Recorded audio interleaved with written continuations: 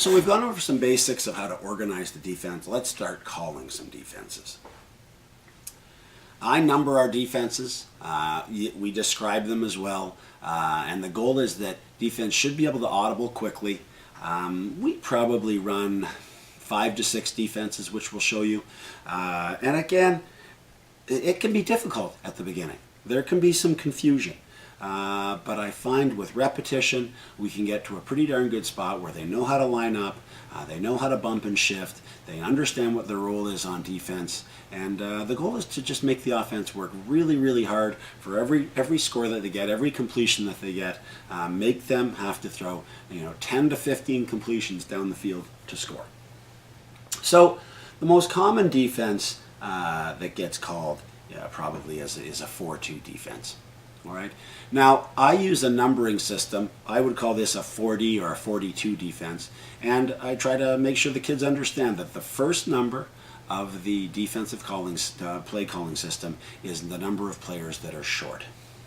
And so this would mean that the safeties are deep and the corners and middies are short. 2 and 5 are deep. 1, 6, the corners are short, and 3 and 4, the middies are short. Now, every defense in the 40 series will have, will start with a 4. I use the next number to make little changes to it. I've often used a 9 as a special one, and so this is pretty advanced, but I have had a 49 mean that we're going to fake a 2-4. So the deep people start dropping out before the snap a little bit. The safeties are staying. But the moment the ball is snapped, these people are coming up and the safeties are going deep. All right. So that one's a little bit more advanced. It's something we might put in halfway through the year. But the 49, the 4 means we're going to finish in a 4-2. The 9 in this case means we're going to start and fake the exact opposite and get right back to the 40 after that. There are all sorts of different ones. Some teams like to have one where on the 2 receiver side the midi goes deep and these 2 players can be aggressive, whereas on this side you might call that a 41 or a whatever you want to call it. This one might be best called as a 43. So this is the 1 DB, the 2, the 3, and so the 43 is a special 4-2 where the 3 DB goes back deep, these 2 stay short. And you might have a 44 where this midi goes back deep instead of the safety. All right, and on this side it would be more traditional. So the first number, the basic defense, the second number, a qualifier, something special about the defense, about how we're going to do it. All right. We do call a man. I just use 10. 1, the whole 1 series is some sort of man-to-man. Again, we don't play too much of it, but sometimes it's needed, so 10 man-to-man. The other defense I like is an 11. Again, the 1, the first number 1 means man, and the 11 is a loose man. So I want them to not be too aggressive jumping the 5-yard stuff. I want them back playing the deep posts, the posts and the ins and outs that are more at the 10-yard depth. Be there to make a tag. I do like a 20 or a 24 defense. This would be the 2 and 5 DB short, and the 1, 6, 3, 4 DBs deep. All right, a great prevent defense. Often put 2 of your perhaps better athletes here so they can really just have free reign to go anywhere they want and be aggressive with a good umbrella of deep protection behind. Our 30 series has been a lot of fun getting the kids to use. I think it can confuse an offense with our ability to change who's short and deep. It is a nice blend of covering short and covering deep. It is possible to beat it short. It is possible to beat it deep. There's just enough holes there. But if your defense really follows the quarterback's eyes, follows motion, they can really be around a lot of passes. So the first one I'll call is a 31. So the 3 of 31 means there's going to be 3 people short, and in this case with 6 DBs, there's going to be 3 people deep. The 1 tells the 1 DB, right here, the 1 DB, the left corner, to play short. And we simply stagger off that. The next DB is deep, the next DB is short, deep, short, deep. Many of my players have noticed that on the 31, all of the odd numbered DBs are short. So 1, 3, and 5 are short. The even numbered DBs, 2, 4, and 6 are deep. So this is a nice defense right here. We'll come back to defensive fundamentals in a moment about how to play a good defense. All right. 36.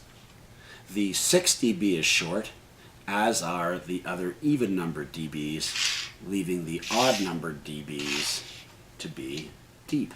All right, so that's a 36. Then we have one that I end up calling the 33-34. So let's just talk about, let's say, a 33. So the 33 and 34 are a little bit tricky sort of remember, but both of them have safeties short and corners deep. On the 33, because the numbers have often meant short, the 3 dB is going to stay short and the 4 dB is going to stay deep. If we call the 34, again, same here, short, deep. I often have left it to these 2 dBs to communicate.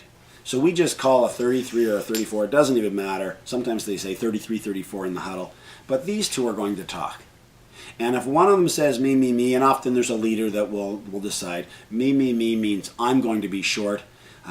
We sort of decide. Some teams love throwing to the center, so this person will often stay short, and they'll say you, you, or this person will say me, me, me, and we know that means you're playing short. Sometimes this is a very good receiver. Maybe we want to put some good pressure on them. Other times they're really good and we know they're going deep. Let's get this person deep. All right, we talk about who is deep and who is short. So this person yells you, this person may yell me, they're short, this person's deep. It can get complicated from that. Again, this next part is pretty advanced, but sometimes I've had where 32 and 37, 32 is the 31, but we're going to fake the opposite. Now, faking takes some practice. And the way that we fake is if we want to run a fake 31, we're going to call it a 32, we fake with the short defenders. So in a 31, this person's short. So they can fake as much as they want. This person is going to go deep. So this person's faking. Well, let's just go back and show you the overall defense. So there's the overall defense. The deep defenders, I don't like to fake too much. So here they are lined up. They can hold there for a moment. When that play starts, they have to get deep. But the short defenders, they can have a little bit more fun. And you'll see that in defensive philosophy. I tell the short defenders to take some chances. So they know they're going to be short. So they can be drifting back, often just before the ball is snapped, maybe a step or 2 after the ball is snapped, but then they're flying up to play short.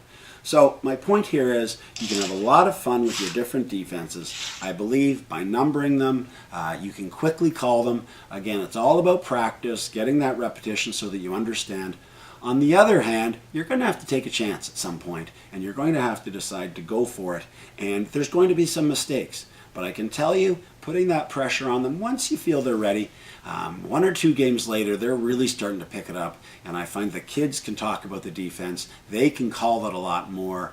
You can quickly give them tips on what you want to do or on what the play calls are, and you're well on your way to having a good, independent bunch of kids who know what their jobs are, how to line up, and again, start focusing on making plays. So the one other thing about defense, though, I've got a couple of main things that really come back over and over again, and I've sort of mentioned them already. The first one is, if we're in a 4-2, I want my short defenders to be aggressive, to cause trouble, to follow the quarterback's eyes, to follow a play a little bit, take some chances. Now you need to know that, if you're a midi and you end up being outside the corner, that's not so good. All right, this corner has this area here, the middies have this area here, but there's a large, what we call a bubble right here of open. So it's not a bad thing to take a bit of a chance, especially if you're reading the quarterback's eyes and body language. Right, so short defenders have to learn to not go backwards too much and move left and right. Now, the depth they play at is something you want to focus in on. But I will tell you that if I line up at 7.5 yards, which is a common depth, I've really had to focus on getting these short DBs to step up to 5 yards. 5 yards is a great depth. Now, the problem with maybe starting at 5 is it can put a bind on your deep players, especially if you have a fast wide receiver. This player is lining up at 5. They can really get deep, and this person can be in trouble. Now, another aspect that comes into here is, should we pre-line up?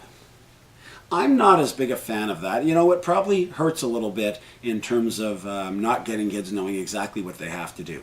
But I think down the road, they're a lot better players when they learn that it's important to sort of disguise the defense, not show what's going on. They may back out a little bit early just to make sure, but I really like the confusion it causes the offense with them not knowing, and I think this sets them up for good fundamentals down the road, where in general the better teams will not show you what defense they're playing. I know you can run fakes off this, and that's great, and that's a great thing to do. But in general, I still think it's better to really not show your defense too much and be able to do a few things from that. So out they go going deep, which means I'm getting these people to step up to 5 and be aggressive. Now, if a team throws the ball farther down the field, I might tell them to stay. The biggest problem I have with young kids playing football, and we teach this, we teach them to backpedal and cover. So the problem is, here they are, you're wanting them to play short defense, and they drift back in their backpedal. Now they're at 10, 11, 12, and we're just giving them the short one. So I've had to sort of decondition there that, for where the game's at, with the strength of the quarterback's arms, we need to start at 7.5, and we need to step up, be aggressive. This helps stops the running quarterback, the running plays. It's right. It makes the quarterback have to throw between two levels, the short level and the deep level. We may have to adjust it depending on the success they're having, but that's been a general principle that needs to be reinforced. Step up to 5, cause some trouble. The next part is that you need your defensive backs that are playing deep to get deep.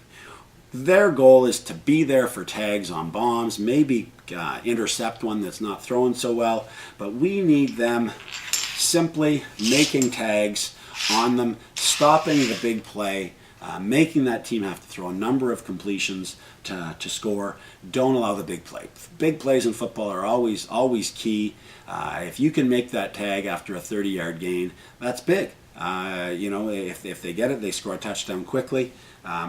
Deep, play deep. The other thing about playing deep, though, is you have to realize you're covering a zone and not just this person. So, sometimes when they go deep, the DBs just zone in on this person. But they need to realize that really this DB could be influenced by a post here, all right, a straight up there, a fly there. They've got to be looking around. And it's not just with this person runs a 5-yard hook, they stop going back. They need to look around for this, for these other receivers. So it sounds very simple, but I'm just always talking to my defensive backs. Deep, play deep. Short, play short. And that's just my code for saying, if you're playing short, play short. Don't try and do too much. If you're playing deep, play deep. The other awareness is the strength of the quarterback's arm when you're playing deep. So if we're here, all right, I want this person to realize that somebody deep here is more important than somebody deep here, because that's an awfully long throw. You have to get used to the quarterback and what they can throw and maybe where they are on a field, but the inside deep throw is more dangerous than the outside throw. We want them throwing high and outside. We have more time to get onto the ball.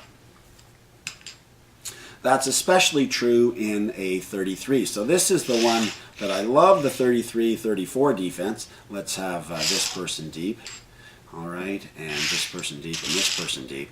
So the problem with this defense is, or again, I mentioned that this is a nice defense, but you can beat them short, you can beat them deep, but you really make that quarterback have to look around and find the open receiver.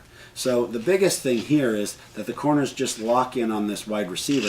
Here is this person running a seam, this person running an out. This person gets flat-footed because they're just staring at the out. They need to realize that they are covering this area.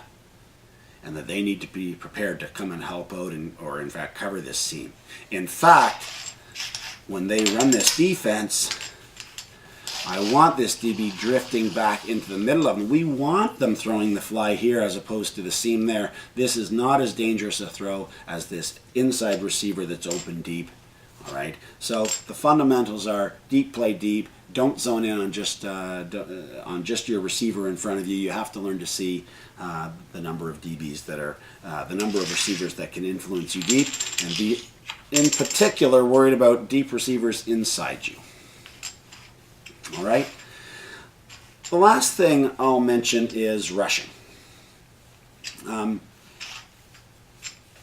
Rushing is, of course, very important, and there are little things you can do with the rusher to help your defense. Obviously, you want the rusher to get in fast, but you need to start thinking about how fast this quarterback is. And so, if I have a running quarterback, one of the things I like to do is to stop the quarterback from cutting back. So, it's really hard when the rusher lines up very directly. The quarterback runs a little bit, here the rusher comes in, chases, and then this quarterback stops and runs back this way.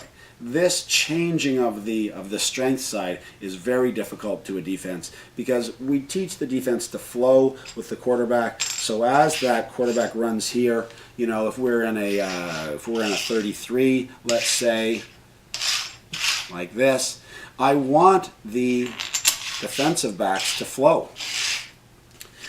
And if this quarterback then reverses, we're in some trouble. So one of the first things with a good running quarterback is let's see if we can push the quarterback to one side. So I like pushing the quarterback to the quarterback's left. They often have a little more trouble running to the left and throwing. So I'll widen out my rusher, get them to come in a bit slower, and I'll say chase their back hip. Because what happens here, even in this rush, if they try to cut off the quarterback, you let that quarterback come back. So I like them to chase the back of them, so I want them chasing this way. Now you might think at this point that you're giving this person a run. And you might be giving them a run. But notice with our defensive flowing, we're hoping to limit that quarterback to a 5-yard run. With our good defensive fundamentals of playing short, you can sometimes limit them to even less of a gain. So learning how to get that rusher to push one way. Now, I've mentioned pushing the quarterback to the left, which is a very common one, but sometimes we might push them here if it's a short field. If this is the narrow side, you may want them to rush here. All right.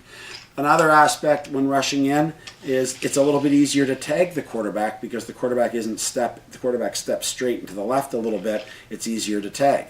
Might be easier to knock down a pass. Rushing from this side is a little bit trickier, but some quarterbacks don't like the feeling of stepping into where the quarterback is rushing. Now, it's important that I am not saying you're running into that quarterback. You have to be under control, and that quarterback gets to take a step, and you can't run them over. But I have seen quarterbacks just don't step as authoritatively when this rusher comes in. All right? Have to be careful again as that quarterback steps often into you, so you have to be careful. I won't spend too much time on double rushing, but double rushing is something that happens when we have a really good quarterback that can run. We can have a halfback back here that's maybe a handoff. That's when I'll use it. And what we'll do is, let's say I'll go to a 42, is you want to talk often with these people, maybe safeties, about being aware of when we want to double rush. And so the big thing here is if this DB stepped up, and as this person goes for a handoff, this DB might rush in, and this DB might rush in. Now at this point, we'll have spent some time on, are we on a man rush, in which case this rusher stays with the quarterback, and the midi, in this case rushing in, stays with the halfback. But I quickly, in those situations, will move to what we call a lanes rush. And the moment these two start getting ready to pass each other, this rusher needs to realize that they will be taking the person coming to their side. This person rushes in and will be taking the person coming to their side.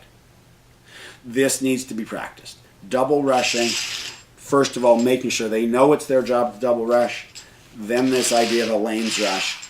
If that's a really good tandem, though, that lanes rush can really make this quarterback have to throw the ball.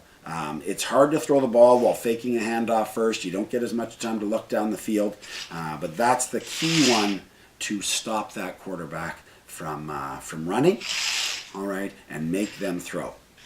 Now, I have to tell you that I've gone away from double rush, and I really have just tried to get my short defenders to play.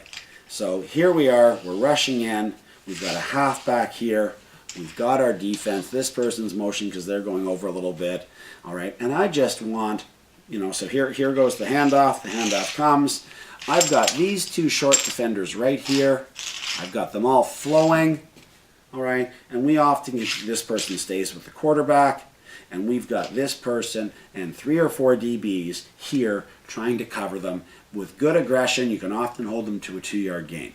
That double rush, to me, is really important when that rusher comes in.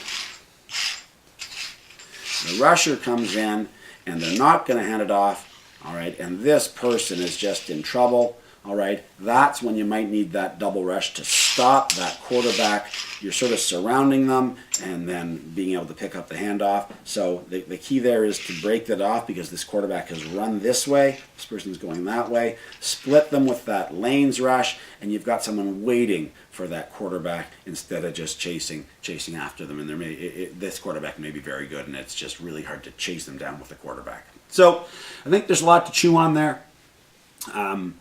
But again, we start from day one with how to line up, what our defenses are, and I really feel they blossom as the year goes on, understanding what the ideas are, knowing where to be, and just playing some good hard-nosed defense and making that offense work.